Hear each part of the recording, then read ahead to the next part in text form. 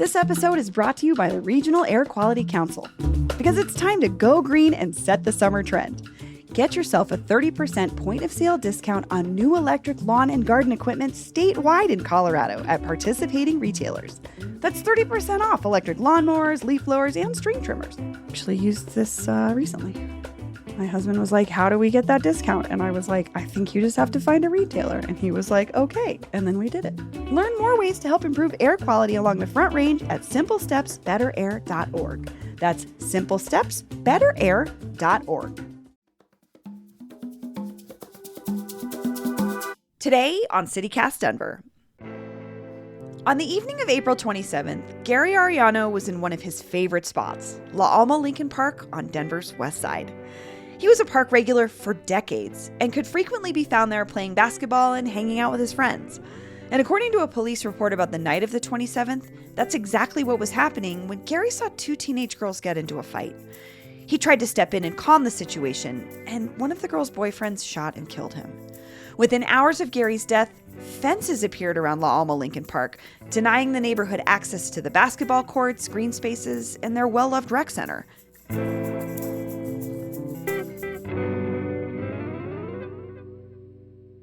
And this isn't the first time the city has fenced off the park.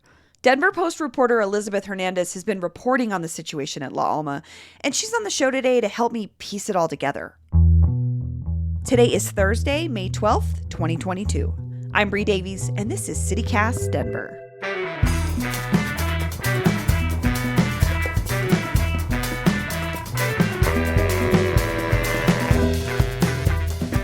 Oh yeah, do you prefer Elizabeth or Lizzie when I introduce you? Yeah, I think Elizabeth, just because that's my byline. So. Totally. Yeah. Cool. Elizabeth Hernandez, welcome to CityCast Denver. Thank you so much for having me. So you've been reporting on what's been going on at Alma-Lincoln Park. Can you explain exactly what's going on right now? Yeah, so Alma-Lincoln Park is a really important neighborhood in Denver. It is a historic Chicano neighborhood where a lot of fights for civil rights for Chicano people in Denver took place. And it's sort of the core of this predominantly Latino neighborhood. And what has been happening is the city has been closing the park for weeks and months at a time due to different sort of acts of violence, reports of shots fired or other shootings, most recently a homicide in April. 2 days after Gary Ariano was shot to death in Denver's La Alma Park, the park is now closed, and Gary's family is heartbroken. And the park has been closed for weeks in December and in January through March.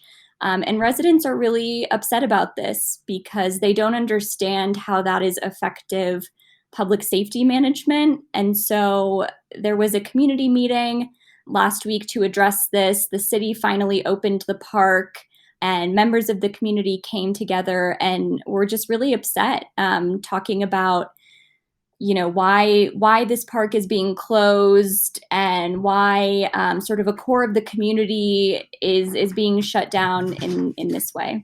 You've mentioned this, the neighborhood response to the closures, and in particular, this most recent shooting was a strong reaction, and I think in part because Gary Ariano, the gentleman who was shot and killed, was kind of a important person in the community.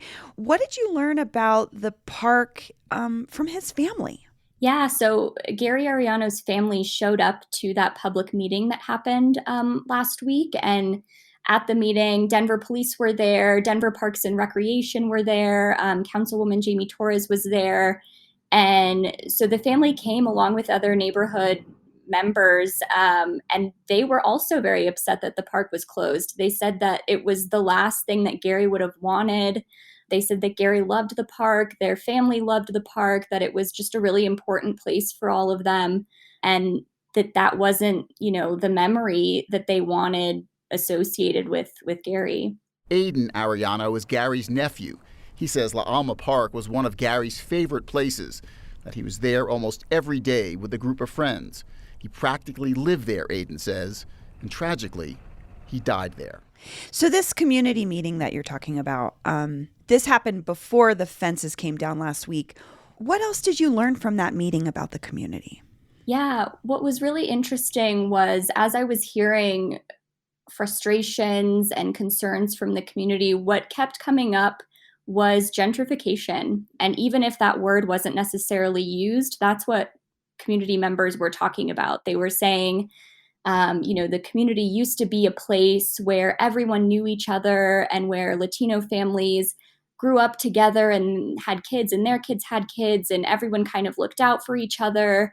And, then that started to change when they got priced out of their homes and when new development started being built not for them and investment in the neighborhood started to go away. And they just kept talking about gentrification really over and over, the changing dynamics and demographics of their neighborhood and sort of feeling cast out in what used to be their community.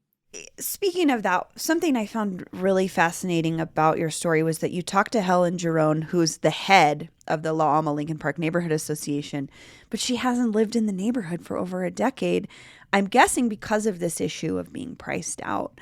I want to just read a quote from your story where you said, Jerome wanted to be clear that the La Alma-Lincoln Park Neighborhood Association does not represent, quote, the gentrifiers. It's not for them, Jerome said. It's for us. Even when the barricades are up, our kids are kept from playing, but they, the gentrifiers, go out there and walk their dogs and everything is fine for them. This is a white and brown issue. What is Helen saying there? I think Helen was saying that she just feels this tension in the community between the Latinx community and the Chicano community who have been there for many years and these new people who are coming in who are, higher income, who can afford these more expensive homes, who maybe don't look like the people in the community. And it just sort of feels as Helen said, like they were kind of being cast aside.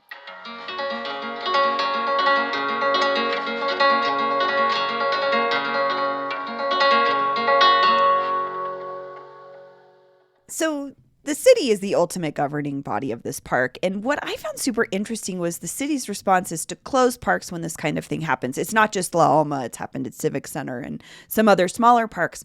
But then my councilwoman, Jamie Torres, is quoted as saying, when something like this happens, we should have swarmed the park and the neighborhood with love, with resources, with programming. Instead, it was swarmed with barricades. So what do you think about what's going on at the city level right now with this conversation? Yeah, so Denver Parks and Recreation and Denver Police came to the meeting. They said that they wanted to do better. They said that they were listening to community voices at that meeting. So different sort of solutions or ideas came up, including things like more security cameras in the park or increased police presence, which community members had sort of different varying opinions on. One thing that the neighbors seemed to like was the idea of more community policing. So sort of almost like a volunteer thing where people in the neighborhood who knew each other were able to kind of look out for each other. And so I think that there are some ideas and hopefully solutions forming. And I guess we'll just have to see from here what happens. The community policing aspect is interesting because I almost feel like, from what I understand from the situation with Gary Arellano, was that that's kind of what he was trying to do. Police say Gary was trying to break up a fight between two teenage girls when one of the girls' boyfriend pulled out a gun and shot and killed Gary. So it's interesting. I think that that's already something that the community does on its own. They just maybe want more support in doing that. Yeah, that point was brought up during the meeting of Gary Arellano kind of doing that exact thing. And the wish for more resources and more investment from the city was reiterated over and over. Did the city respond at all to that? Because I know, is there any plan for more spending on things like social programs? Or I know that the pool is going to be shut for the summer because they're renovating it, and people are upset about that. Is there anything from the city that's saying that maybe they're going to meet those needs? Yeah, so at the meeting, the city did say that they were looking into what could be done for things like about the pool. Like they said, what if We were able to bus children to a nearby, or not just children, but people looking to use the pool, to a nearby facility, another recreation center, so they could use the pool. Or, what if we were able to increase the number of police officers in the area? So there was talk. There wasn't 100% like a plan laid out, but there was definitely conversations happening. So there's this other element of the story that I want to talk about, because 50 years ago, just on the other side of Colfax from La Alma-Lincoln Park, there was another Latino and Chicano community that was displaced from what we now know as Auraria campus. And I know that you've done some reporting on that history recently. So, Elizabeth, I wanted to ask, do you think there's any connection between those two stories? Yeah, I definitely saw a connection, and I felt a little bit more equipped to do the story from having done that previous Auraria reporting, because they're very similar. Both of the stories are about these predominantly Latino neighborhoods that faced being pushed out, and that faced a lot of struggles with gentrification and with sort of a retelling of their history, or a lack of telling of their history. And so I think until sort of root problems are addressed here, we're likely going to continue to see similar things happening with people being pushed out.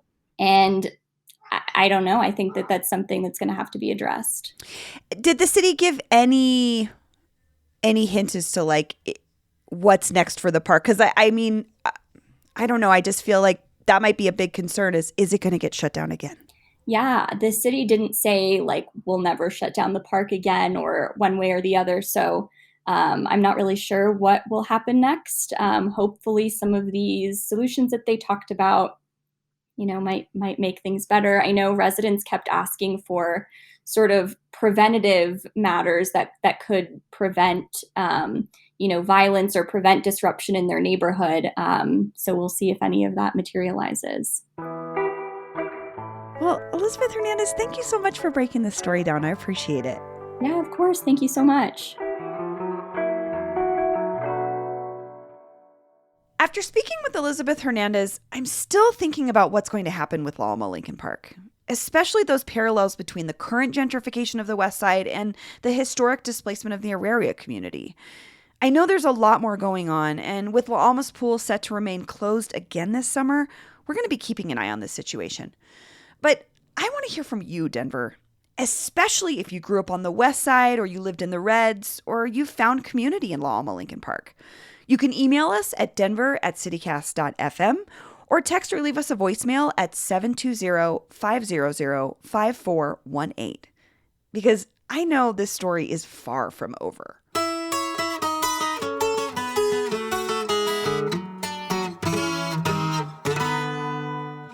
And here's what else Denverites are talking about. Colorado's General Assembly adjourned for the year yesterday, with debates coming down to the wire over hot-button issues like fentanyl, air pollution, and recycling fees. One controversial bill that would have banned flavored tobacco products died in committee earlier this week. But as I record this on Wednesday afternoon, it's still too early to tell what's going to happen with the rest of these bills. I'll be back with more on the legislation they do manage to agree on once the dust settles. And here's some good news for you barbecue lovers. Former staffers at Rhino's beloved Owl Bear Barbecue are reopening the restaurant in the very same spot later this month, but with a new name, Pit Fiend. When Owl Bear closed in January, folks lined up around the block for one last taste of brisket. According to Westward, the Pit Fiend crew don't have a reopening date just yet, but we'll let you know as soon as we know. That's all for today here on CityCast Denver. If you enjoyed the show, why not take a minute to tell a friend about us? Rate the show wherever you get your podcasts, and subscribe to our morning newsletter, where today, Peyton breaks down the Park Hill Golf Course saga again. We'll be back tomorrow morning with more news from around the city. See you later.